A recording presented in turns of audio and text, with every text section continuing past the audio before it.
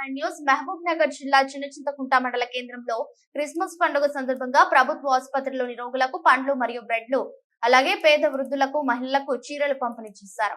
ఈ కార్యక్రమానికి ముఖ్య అతిథిగా గౌరవనీయులు శ్రీ సి సురేందర్ రెడ్డి గారి హాజరై పంపిణీ చేసి ఇలాంటి సేవా కార్యక్రమం ఏర్పాటు చేసి నన్ను భాగస్వామిని చేసి రాజును అభినందించిన అందరికీ క్రిస్మస్ పండుగ శుభాకాంక్షలు తెలిపారు।